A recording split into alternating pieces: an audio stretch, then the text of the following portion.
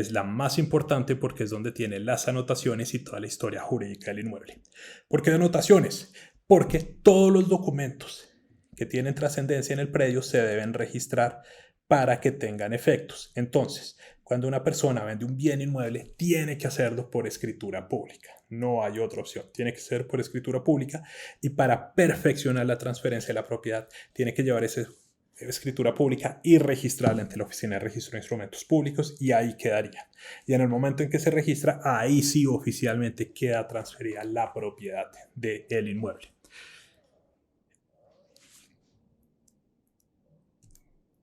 Entonces vamos a revisar lo que es la cadena de tradición y propiedad del inmueble. Para empezar, tenemos que saber que cada anotación tiene exactamente el mismo formato. Vamos a revisar una anotación para entender esto y después ya vamos a mirarlo en conjunto. Entonces, cogemos la anotación 3 como ejemplo. Entonces, la primera flecha, hay 3 flechas, vamos a revisar la primera. Anotación 3. Fecha es la fecha en que el documento fue radicado ante la Oficina de Registro.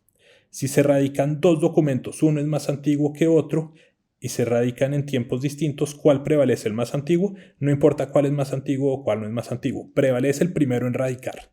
Entonces esa fecha es súper importante porque es cuando se radicó ante registro. En nuestro ejemplo, el documento fue radicado el 5 de enero del año 79. La segunda flecha dice qué documento es. Pues es una escritura pública, la 9030, del 20 de diciembre de 1978, otorgada en la Notaría Primera de Bogotá. Y la tercera flecha dice que se hizo, el acto es una venta, o sea que este inmueble fue vendido mediante esa escritura pública. El valor, 944.000 pesos. Esto puede parecer sorprendente, pero recordemos que estamos hablando del año 78. Hoy en día, por ese valor no se compra absolutamente ningún inmueble. Tema importante, una notaría se puede otorgar en cualquier parte del territorio nacional. Un inmueble en Bogotá puede hacerse la compraventa en La Guajira, en el Amazonas o donde uno quiera. Puede hacerse en un municipio de Boyacá, del eje cafetero, donde quiera. Pero sí o sí toca registrarlo en la Oficina de Registro de Instrumentos Públicos del Círculo, donde pertenece ese inmueble. En nuestro ejemplo, tiene que ser en la Oficina de Registro de Instrumentos Públicos de Bogotá, zona centro. Volvamos a nuestra anotación.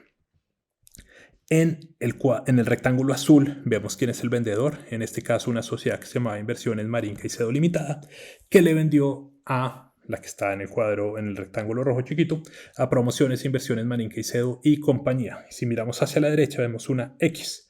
La X muestra quién quedó con la propiedad una vez se efectúe ese registro. No hay que fiarse de esas X porque hay registradores súper rigurosos que son muy juiciosos con ponerlas, pero hay muchos casos en que el registrador no fue tan riguroso. Pero en principio, si uno ve la X debería demostrar quién es el propietario una vez efectuado ese registro. Ahora, como este es un registro del año 79, pues ya obviamente ese no es el propietario porque con posterioridad se cambió y precisamente eso es lo que vamos a proceder a analizar, la cadena de tradición. Ahí se va a ver la cadena de la propiedad. Es muy importante revisar que sea continua, mejor dicho, que la propiedad se haya pasado de un propietario a otro y sea exactamente el mismo. No aparezca alguien nuevo de repente vendiendo cuando no queda claro esa persona cómo adquirió. Entonces, para nuestro caso particular, en el cuadro de la derecha se resume la distinta información contenida en este certificado de tradición y libertad. Entonces, empecemos con la primera. Fue una compraventa ocurrida en el año 46, en el cual 5 personas que parecen ser de la misma familia, con apellido Gómez Sánchez o Gómez Padilla, le venden a Marín Caicedo Laura. En la anotación 2, Marín Caicedo Laura, ojo, no vende, sino haces un aporte a una sociedad que es Inversiones Marín Caicedo Limitada. Entonces, Marín Caicedo Laura aportó la propiedad sobre el inmueble a dicha sociedad. En la tercera, que fue precisamente la que revisamos, Inversiones Marín Caicedo Limitada vendió a Promociones Inversiones Marín Caicedo y compañía. En la anotación cuarta, Promoción Inversiones Marín Caicedo y compañía le vende 50% a Marín Caicedo Juana y 50% a una sociedad llamada Viajes Global.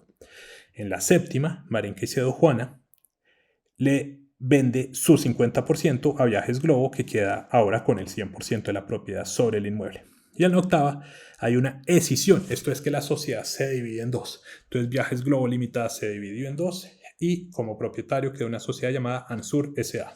Entonces, con base en la información que hay acá, ¿quién es el propietario? ¿Quién podría probar la propiedad del inmueble? Ansur S.A.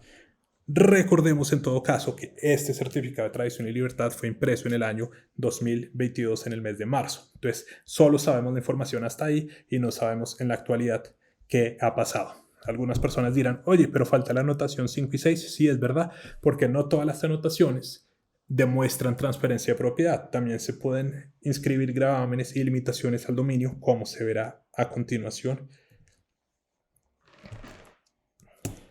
Entonces, esto nos sirve exactamente para mostrar qué es un gravamen, una limitación al dominio y cómo se registran y sobre todo cómo se cancelan. Y también este certificado de tradición y libertad nos sirve muy bien porque en el 5 se inscribe un embargo, pero en el 6 se cancela. Ahora, eso no tiene que ser seguido, mejor dicho, no es que se inscriba en el 4 y en el 5 se deba cancelar. Uno puede ver en la anotación 7 la inscripción de un embargo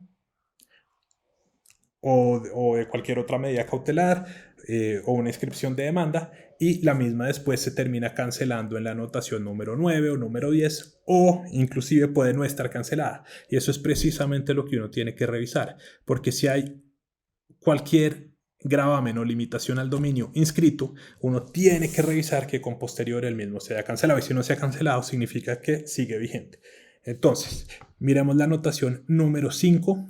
Nos cuenta que el IDU, que es una dependencia de la Alcaldía de Bogotá, efectuó sobre el inmueble un embargo por jurisdicción coactiva y se puede ver que viene de División de Ejecuciones Fiscales del IDU contra Viajes Globo Limitada.